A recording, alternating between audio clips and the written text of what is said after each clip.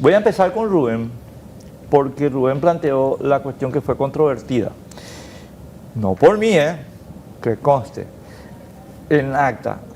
Rubén, ¿cuál es tu posición? Bueno, mi posición sencilla no es porque entiendo que es polémica, pero yo me encuentro con una situación que tengo que lidiar como representante del pueblo, ¿verdad? No solamente sentarme a analizar y plantear un escenario ideal, ¿verdad? Sino que me tengo que ocupar de este problema que evidentemente el gobierno nacional no lo hace, ¿verdad? Tenemos dos casos muy distintos, pero un común denominador que es el adolescente, ¿verdad? Entonces mis propuestas en realidad se quedó, la prensa y los colegas se quedaron con la propuesta de cadena perpetua, pero en realidad son 4, Enrique. No sé si me puedes permitir repetir, ¿verdad? No te acapares todo el micrófono. No, perdón, rapidito.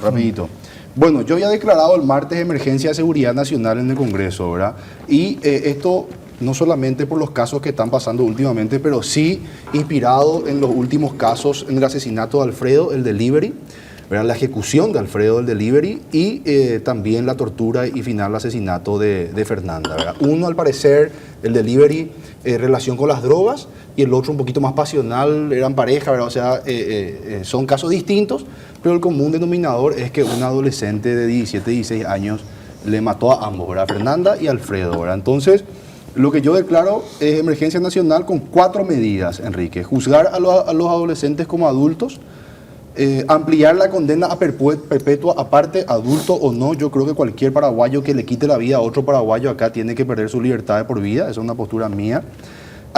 Creo aparte, Enrique, que no por estos casos. Hubieron en nuestra historia varios casos que hubiesen meritado cadena perpetua a mi criterio, ¿verdad? 3, activar un plan de rehabilitación obligatoria. Hoy tenemos una crisis de consumo de Chespi y la rehabilitación es voluntaria. Yo lo que planteo es activar una rehabilitación obligatoria.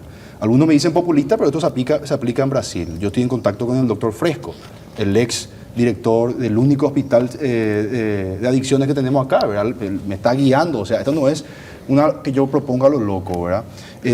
La rehabilitación obligatoria me vas a decir, ¿y dónde le llevamos a los Chespi, verdad? Tenemos para elegir. Yo estuve físicamente, no es que me contaban, yo estuve hace poco en la cárcel de emboscada que había terminado Mario Abdo, terminado entre comillas porque le falta cosas, ¿verdad? Y está vacío, nos salió 15 millones de dólares, pagaron todos los paraguayos, está vacío. Ahí está Rotela, un solo pabellón utiliza de máxima seguridad, quedan otros 9 pabellones vacíos. Cárceles de última generación, inclusive tienen espacios para que el sector privado monte, por ejemplo, una empresa textil, podemos estar empezando a hacer uniforme de la policía, por ejemplo, ya pueden hacer también los Chespi ahí adentro, ¿verdad? Entonces se van rehabilitando. Tiene que, por supuesto, tener un acompañamiento del Ministerio de Salud, ¿verdad? Porque no es, digamos, el Ministerio de Justicia, no es que le estamos nosotros dando una pena, sino que es una rehabilitación obligatoria. Y por último, que la Fuerza Armada ayude a la Policía Nacional con la seguridad interna. Yo creo firmemente que tenemos que utilizar todas las herramientas. Hoy no estamos utilizando todas las herramientas, ¿verdad? Entonces, cuando a mí me dicen el tema de que por qué no es mejor debatir de prevención, yo creo que no es uno u otro. Una cosa es lo que nosotros hablamos como prevención para que no vuelva a pasar o idealmente no vuelva a pasar, porque si vemos la historia obviamente va a volver a pasar las tragedias.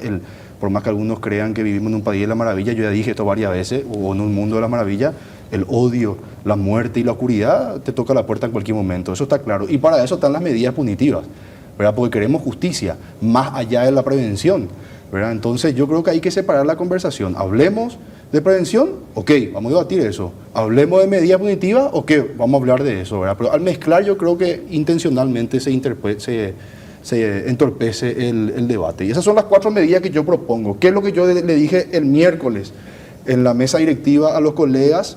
Le dije, estas son mis 4 medidas. ¿Por qué yo presento 4? Porque también una tendencia que yo veo en política es que te vienen y te salen, esa no es la solución. Entonces lo que yo dije es, ok, es que no existe luego alguien que venga y guía, esta es la solución. Evidentemente va a tener que ser un conjunto de medidas. Mi intención es que todos los colegas vengan y pongan también sus medidas y que este paquete tenga 25, 30 medidas, 15 de prevención, 15 de modificaciones del Código Penal, todo lo que haga falta, ¿verdad? O no, pero que sea un paquete de medidas, porque me pasó, cuando quise comprar pupitres para los niños, esa no es la solución. Cuando quise derribar aviones narcos, esa no es la solución. Cuando le quiero meter preso de por vida a los asesinos de los paraguayos, esa no es la solución. Entonces veo también una tendencia de minimizar cualquier propuesta, ¿verdad? Y creo que eso resta, no suma. Y bueno, ese sería más o menos la intro para ponerle en perspectiva al pueblo paraguayo, también aquí a la doctora y a vos, Enrique, ¿verdad? Porque se quedaron con lo primero, pero en realidad son 4 medidas. ¿Vale? Bueno, generalmente lo primero que tiene que entender la ciudadanía, la gente que nos está mirando, es que cualquier medida que se adopte en cuanto a encrudecimiento de penas o a modificación legislativa ya no va a aplicarse para el caso María Fernanda, ya no va a aplicarse para el caso de la muerte del joven delivery, por ejemplo. Va a aplicarse para casos que aún no ocurrieron, que van a ocurrir en el futuro porque las leyes rigen para el futuro. Entonces, tenemos que hablar en abstracto. Vamos a quitar de lado el caso María Fernanda, que realmente conmocionó a toda la sociedad. Quien más, quien menos tiene una hija de esa edad, me incluyo. También involucró la muerte de un niño por nacer, fue un caso gravísimo. Entonces tenemos que separar eso y hablar en abstracto. En segundo lugar, Paraguay es un Estado de derecho, es un Estado social de derecho, pero básicamente un Estado de derecho significa que estamos regidos por las normas. La evolución histórica del derecho penal primero nos habla de la vendetta, de la venganza privada, el ojo por ojo. La gente buscaba vengarse de aquel que cometía un delito, que hacía un daño. Luego evolucionamos hacia la imposición de medidas severas a través de un proceso inquisitivo, ¿verdad? Existía la pena de muerte, existía entre la pena de muerte con un montón de técnicas como la hoguera, la horca, etcétera, la guillotina en su momento, que posteriormente llevaron a revoluciones. A partir de ahí pasamos a una justicia retributiva en la cual nos sometemos a las leyes y buscamos el castigo del delincuente, que pague por lo que hizo, pero dentro del marco de un proceso legal. Pero cuando hablamos de adolescentes en infracción con la ley penal, hablamos desde la perspectiva de una justicia retributiva. Restaurativa, perdón. Pasamos de la justicia retributiva a una justicia restaurativa en la cual se busca la readaptación de la persona que comete un delito para reinsertarla nuevamente en la sociedad. Y en ese contexto, nuestra Constitución Nacional, que es nuestro pilar máximo, que es la ley suprema, sobre la cual no podemos apartarnos por muy buenas que parezcan las leyes o por muy bien que suenen para la sociedad en un momento de crispación y de indignación popular, tenemos una Constitución Nacional. Y nuestra Constitución Nacional nos habla del objeto de las penas. ¿Qué es lo que se busca a través de la imposición de una pena en aquel delincuente que infringe la ley penal? Se busca, en primer lugar, la protección social, separarlo temporalmente a esa persona, y el Estado, como papá guazú, vamos a decir, como garante de esa persona, tiene que ocuparse de ella para reinsertarla nuevamente dentro de esa sociedad que temporalmente se protege. Es decir, tiene que dotarle de todas las herramientas necesarias para trabajar en esa persona temporalmente, en un tiempo ya previamente establecido en la ley, para reinsertarlo nuevamente en esa sociedad y que ya no constituya un peligro. Entonces, básicamente eso es lo que dice nuestra Constitución Nacional en el artículo 20, lo cual va en contra del establecimiento de una cadena perpetua porque rompe con ese propósito principal que es el objetivo o que es la finalidad de la pena, la reinserción de esa persona o su readaptación a esa sociedad que temporalmente se protege aislándolo. Pero no está solamente establecido en la Constitución Nacional, también está establecido en los tratados internacionales. Y entre ellos, por citar solamente uno, está el Pacto de San José de Costa Rica, ratificado por Paraguay. ¿Qué es lo que dice en el artículo 5.6? Dice lo mismo que en nuestro artículo 20 de la Constitución, que el propósito de las medidas privativas de libertad es la readaptación social de ese delincuente a esa vida ya sin delinquir. Ahora, cuando hablamos de menores o de niños, porque la Convención de los Derechos del Niño reconoce como niño a toda persona hasta los 18 años de edad, nuestro Código de la Niñez hace una distinción entre niño y adolescente, pero la Convención de los Derechos del Niño dice niño es toda persona hasta los 18. Entonces, un niño que comete un ilícito tiene una protección especial o requiere una protección especial por parte del Estado. Eso está en la Constitución, está en las convenciones y específicamente en la Convención de los Derechos del Niño.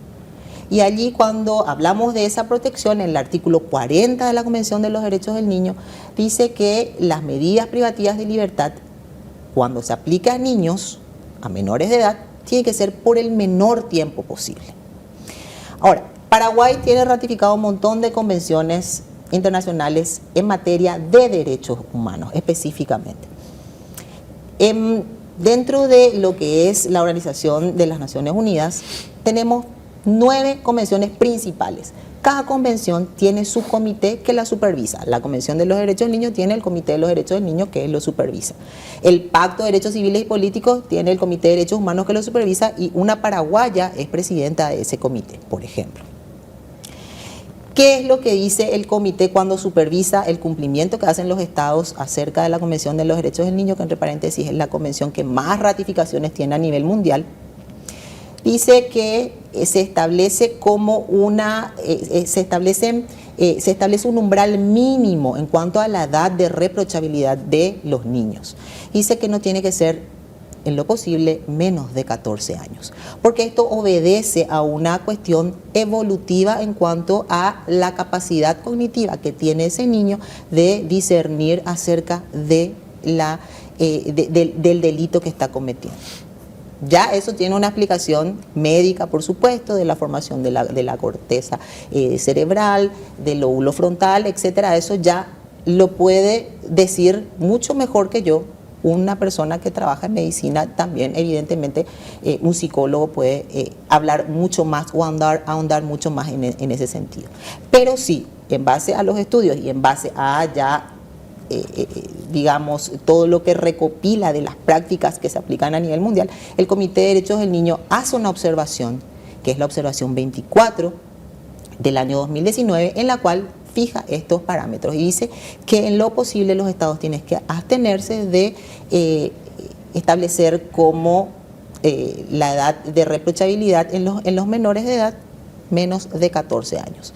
Es decir, Paraguay se encuentra en un estado de cumplimiento porque establece la edad de reproche penal de 14 a 18 años. Entonces, haciendo otra vez digamos, un resumen de todo esto, la Constitución Nacional habla que el propósito de la pena es la readaptación, lo cual nunca se va a poder obtener con la imposición de una cadena perpetua como una medida más gravosa. Eso tocando solamente uno de los puntos que dijo el diputado, porque luego si hablamos de lo que es la militarización dentro de la sociedad civil, ya es otro capítulo aparte, para otro programa, Enrique. Si hablamos de el otro punto también que estaba conversando el diputado acerca del tratamiento obligatorio respecto de las adicciones, ¿verdad? También da para otro programa. Ahora pues vamos a hablar solamente de lo que es la cadena perpetua. Yo voy a plantear dejar al margen de momento el tema Fuerzas Armadas, Policía, por lo menos hasta el final.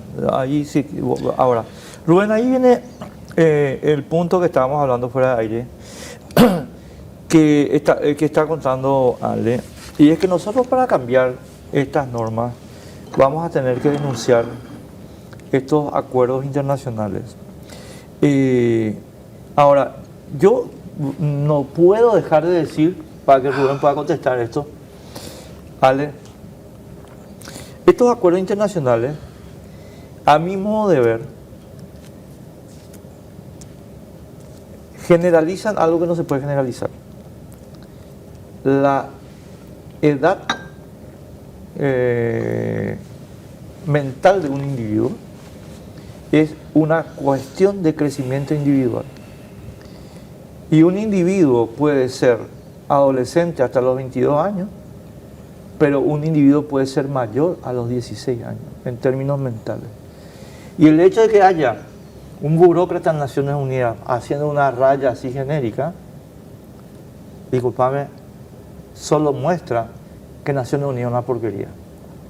Eso es todo lo que quería decir, pero después contestame. Yo sabía que ibas a querer decir eso, Enrique. Bueno, menciona la doctora el artículo 20 de la Constitución, mucho mencionado esta semana también el artículo 20 de la Constitución, y hago nomás un paréntesis acá y meto un poco de política porque si no estamos fritos. En el 2026 vienen elecciones y en el 2028 también. Yo no solamente le invito a los jóvenes a que se metan y que se involucren, sino que cuestionen. Y este es un buen ejemplo de cómo se repite y pareciera verdad, pero se repite y se repite una mentira que para algunos se vuelve verdad. ¿Por qué? Porque no leen todo el artículo 20. El artículo 20 dice: la pena privativa de libertad tendrán por objetivo dos cosas: la readaptación de los condenados y la protección de la sociedad. Lo segundo pisa lo primero. Yo soy representante del pueblo paraguayo y siempre tengo clarísimo: el destino colectivo está por encima del destino individual. Es decir, yo que tengo que velar por la seguridad de ustedes paraguayos, siempre voy a poner por encima la protección de la sociedad antes que la readaptación de un condenado. Eso yo tengo clarísimo. O sea, yo, de hecho que en derecho no sé si técnicamente se habla de algo así que dice que... bueno, yo te digo políticamente, como te digo, el destino colectivo para mí siempre está por encima del destino individual. Eso es así, ¿verdad? Entonces... Artículo 128 de la Constitución. La protección de la sociedad está por encima de la readaptación del condenado todos los días de la semana. Lo que pasa es que te leen así: readaptación de condenado, punto. No, sigue ese artículo 20 de la Constitución Nacional. En ninguna parte de la Constitución Nacional habla de cadena perpetua. Es decir, si nosotros queremos debatir pena de muerte, la Constitución es clara en su derecho a la vida. Es muy clara su derecho a la vida. La Constitución no es clara sobre la cadena perpetua. Lo que hacen los prodelincuentes es interpretar con los ojos del delincuente la Constitución. Y yo interpreto la Constitución con los ojos del paraguayo de bien. Yo creo que esa es la diferencia entre mis colegas, y no le quiero agregar a la doctora, sino que a los que van a tener que votar esta propuesta, porque yo voy a llevar al Pleno del Congreso Nacional. Y yo lo que quiero es que le llamen a sus representantes de diferentes ciudades, de diferentes distritos de Paraguay, que le llamen a sus representantes del pueblo paraguayo, y que les digan con todas las letras por qué están a favor de los delincuentes, pero que no te mientan, que no digan que no se puede cuando sí se puede. Eso es lo que es muy importante. Ahora, si te dicen, no hay mandato imperativo, si te dicen, mira, yo estoy a favor de delincuentes, no coincido, está bien, pero está en su derecho cualquier otro diputado o senador que quiera argumentar así. Pero que no te mientan nomás. Eso es muy importante. Y lo segundo, los convenios. Así como nosotros firmamos voluntariamente los convenios, nosotros podemos salir. ¿Cuál es el problema? Encima, con altura y con respeto. Nosotros agarramos y decimos: ok, este convenio nosotros vamos a salir porque las nuevas medidas que vamos a tomar pisan este convenio, vamos a salir. Llama a la Cancillería, por favor, vamos a ver quiénes son los países que están en este convenio, vamos a hablar con la embajada de los diferentes países, si tienen representación acá, le vamos a decir que Paraguay se retira de este convenio. ¿Los demás países quieren entender? Muchas gracias. ¿No quieren entender? Me rebala. Nosotros somos un país soberano. A mí, el soberano me delegó la responsabilidad de representarles en el pueblo paraguayo. Yo sé perfectamente cuáles son mis atribuciones. Yo legislo, no un burócrata de mierda que vive en Europa. Yo legislo. Y yo me candidaté para legislar. Y yo me candidaté para representar a los pueblos al pueblo paraguayo. Yo sé perfectamente cuáles son mis atribuciones. La Constitución a mí me da atribuciones como representante del pueblo paraguayo y voy a utilizar todas mis atribuciones. Yo puedo hacer absolutamente todo hasta que choque contra la Constitución. Ahora, hay artículos de la Constitución que son claras y hay artículos de la Constitución que se interpretan. Claramente hay dos tipos de interpretación en el artículo 20. Yo creo firmemente que la protección de la sociedad está por encima de la readaptación de los condenados, y ahí lo que yo no coincido con la lectura de los que están, digamos, a favor de la... O sea, que le dan más prioridad a la readaptación del condenado antes que a la protección de la sociedad. ¿Vale? Bueno, vamos a, ya que le dimos un enfoque político a esto... Te pido disculpas, sí, doctora, no, ¿verdad? Yo no me meto política porque soy político, te No, pido o disculpas. sea, ni te vayas a preocupar. O sea, Es importante que nosotros como pueblo podamos exigir a nuestros legisladores, que son nuestros representantes, como bien dijo el diputado. Es decir, el soberano sigue siendo el pueblo, ejerce esa soberanía, ejerce ese poder a través de la representación que tienen los diputados y los senadores, ¿verdad? No existe aquí la monarquía, no existe alguien con un superpoder, el poder lo tenemos nosotros. Y en ese sentido nosotros tenemos la obligación de exigir a nuestros legisladores que conozcan la Constitución Nacional. Los tratados de derechos humanos, existen dos tipos de tratados. Los tratados que vinculan las relaciones entre estados, pueden ser tratados de cooperación, asistencia jurídica recíproca, etcétera, donde la relación es entre, vamos a suponer, Paraguay-Brasil, Paraguay-Brasil-Argentina, tratados del Mercosur. Pero existen tratados de derechos humanos y eso ya lo entendían nuestros constituyentes en 1992, un gran visionario, el doctor Paciello en aquel momento. que pusieron, y no en vano, en el artículo 142 mencionaron tratados de derechos humanos específicamente. ¿Y qué dice? Para apartarnos de los tratados de derechos humanos, para la renuncia a tratados de derechos humanos, se debe seguir, dice, el mismo procedimiento que para la enmienda constitucional.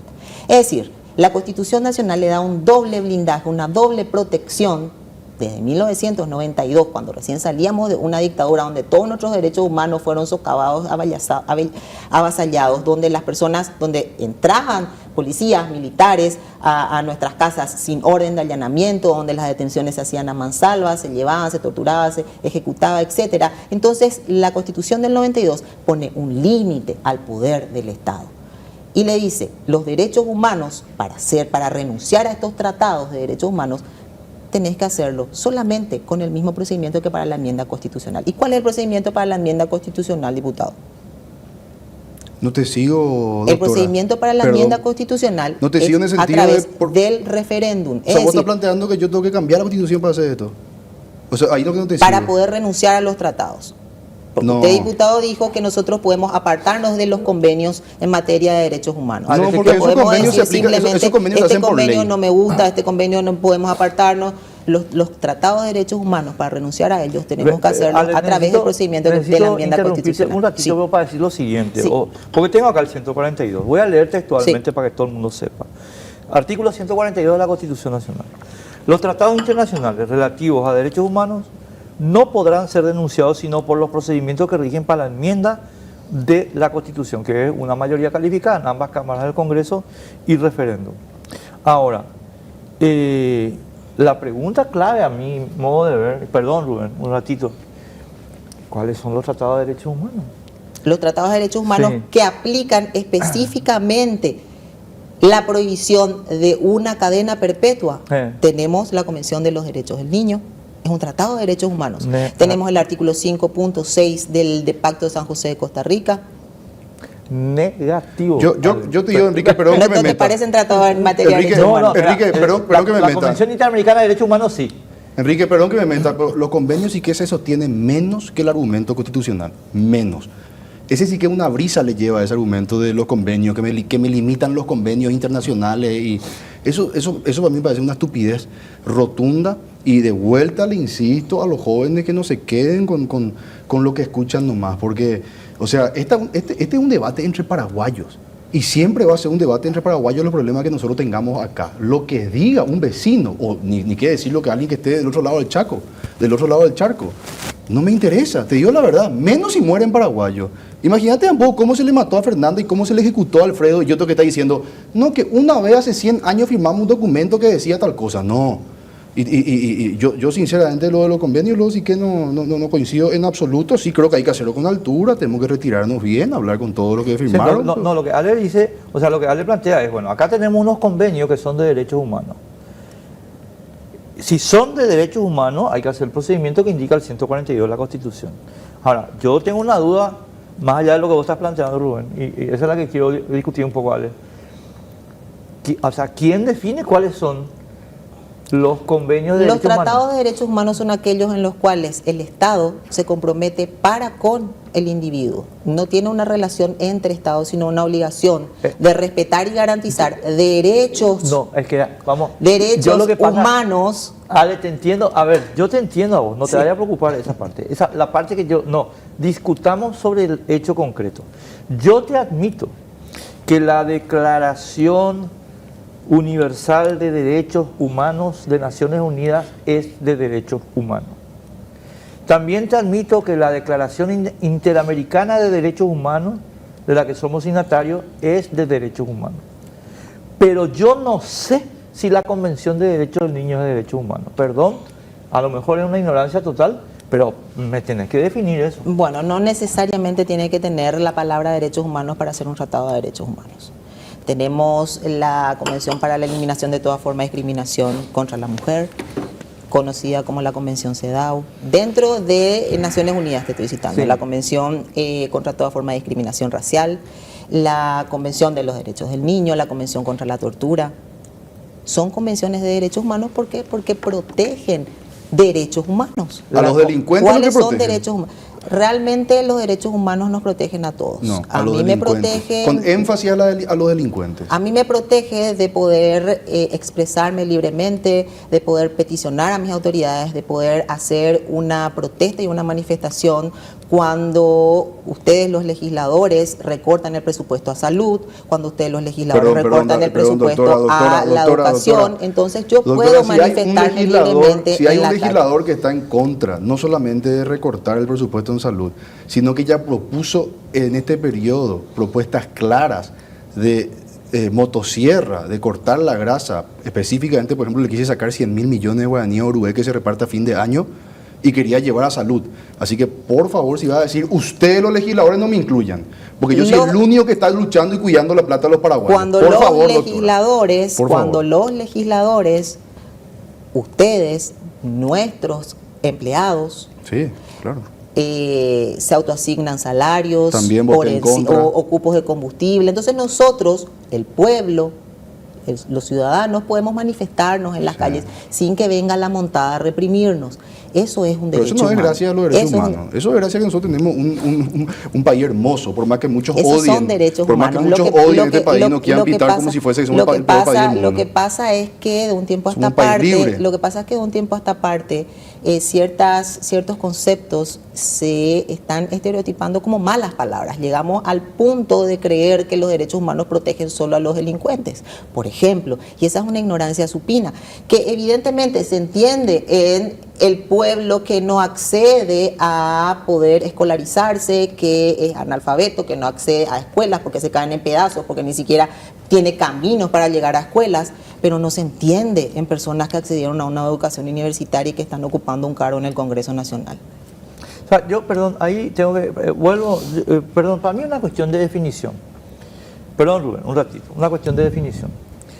Ale, sí, la cuestión de definición, estoy anotando acá algunas cosas para que se entienda a dónde quiero llegar. Claramente, el derecho a manifestación es un derecho humano, no hay nada que discutir. El derecho a la libre expresión es un derecho humano, eso no hay nada que discutir. Lo que ya no sé si es tan claro es, por ejemplo, una convención sobre el racismo. ¿Por qué no es tan claro? Y no discriminación. Porque, ¿cuál es el concepto de discriminación? ¿La discriminación positiva es o no una forma de discriminación? La Corte Suprema de Estados Unidos esta semana acaba de determinar que la discriminación positiva es discriminación. Pero las Naciones Unidas dicen que la discriminación positiva no es discriminación.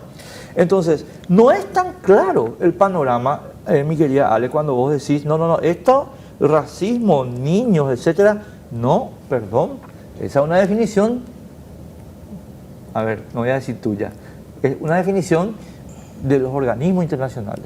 Bueno, con respecto a, y haciendo un paréntesis, ¿verdad? Para que la gente también sepa, lo que menciona Enrique acerca de la discriminación positiva está establecido en el artículo 46 de la Constitución Nacional, pueden ojear, que en el segundo párrafo, donde la gente realmente ya no alcanza a leer y habla acerca de la igualdad, y luego dice aquellas discriminaciones, diferenciaciones, acciones que realice el Estado, políticas públicas que sirvan para zanjar esas diferencias que se hacen y que las consideramos injustas, no serán consideradas como factores discriminatorios, sino igualitarios. Las discriminaciones. Durante mucho tiempo se habló del término discriminación positiva. En realidad, hoy por hoy se hablan de acciones positivas o acciones afirmativas que tiene que hacer el Estado para zanjar esas desigualdades. Quiero explicar el problema. Y llegar al plano de la igualdad. Es que y en eso justamente consiste el concepto de Estado social de derecho. Por eso somos un Estado social de derecho. Ale, perdón, a los efectos que la gente tenga contexto. El caso que nos ocupa... Ya nos fuimos por otro lado. No, es que... Eso yo te iba a decir, si vamos a divagar, vamos a hablar de mi propuesta militar. No, voy a explicar por qué no tiene mucho que ver con la definición que hacemos de convenciones de derechos humanos. Y entonces voy a ir rápido al contexto. Una señora en Estados Unidos se le negó un trabajo, estimado amigo, por una cuestión de la comunidad LGTB. En consecuencia, esta señora lleva el tema a la Corte Suprema y la Corte Suprema resuelve el caso esta semana, o resolvió.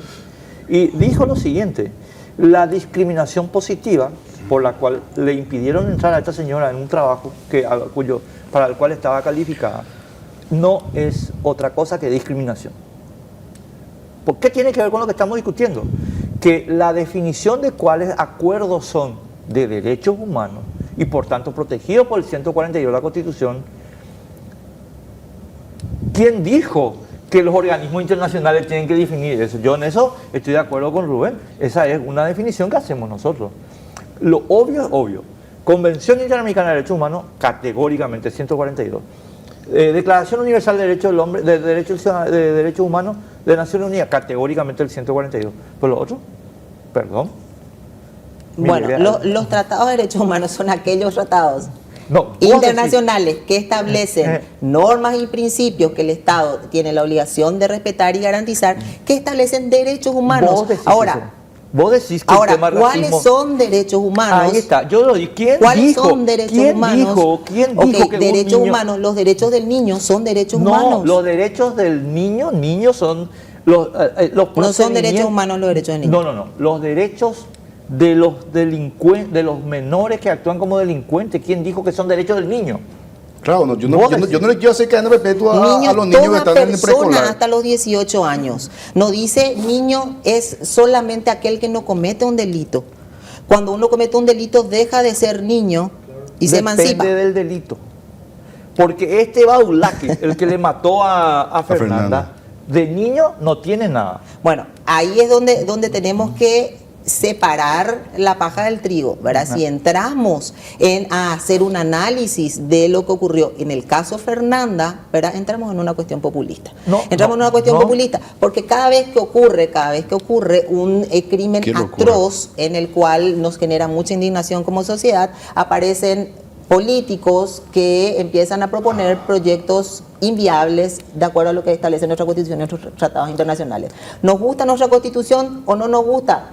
Es otra historia. ¿Nos gustan los tratados internacionales o no nos gustan? Ya es otra historia. Pero eso está establecido, eso se tiene que cumplir. Y nuestros legisladores tienen la obligación de conocer lo que dice nuestra Constitución. No se puede actuar al margen. Enrique, cuando suceden estos casos, empiezan a salir nuestros políticos a decir cadena perpetua, pena de muerte, castración química para una violación múltiple, pero lógico que eso va a encenderle a la población y lógico que va a querer el garrote, pero lógico que va a querer el derecho penal. Eso es categórico. Seguimos con nuestra conversación. Rubén, vos estabas en el uso de la palabra. O sea, vos te quedaste. No, pasa que nos desviamos nomás un poquitito, ¿verdad? Y yo creo que mucho del debate de la semana también fue así, ¿verdad? No, yo no me desvié, aclaré un punto. Para mí es muy sencillo. Yo lo que propongo es que cualquiera que tenga el atrevimiento de sacarle la vida a un compatriota, que pierda su libertad de por vida. Yo no creo que tenga limitaciones ni de convenios internacionales ni constitucionales, ¿verdad? Yo voy a llevar esto al Pleno. Y después vamos a ver cómo vota cada uno de los colegas, ¿verdad? Y no coincido con la doctora. O sea, si yo soy populista por recordarle a Fernanda, yo le voy a recordar todos los días de mi vida a Fernanda. O sea, son los prodelincuentes los que quieren que no hablemos de Fernanda. Yo no voy a permitir eso. Yo hasta antes de ayer nomás estaba también con la viuda de Alfredo, que se le ejecutó en la calle. Y como representante del pueblo yo soy populista, doctora, porque le recibo a la viuda. Porque hablo con ella. Ella me pide a mí en mi cara, me dice cadena perpetua. En mi cara me pide. Antes que yo proponga cadena perpetua, ya se quemó la casa en Oviedo de los padres del asesino. O sea, no es que yo estoy incendiando el ambiente y que ellos... Lo que incendia el ambiente es la indiferencia de los representantes hacia la gente. Están de espalda, no le escuchan al pueblo. Telefuturo, que son los que más están criticando mi propuesta, hizo una encuesta. 95% a favor de la cadena perpetua. Entonces yo soy populista por escucharle a la gente. ¿Para quién gobernamos entonces? ¿Para la gente o para los convenios?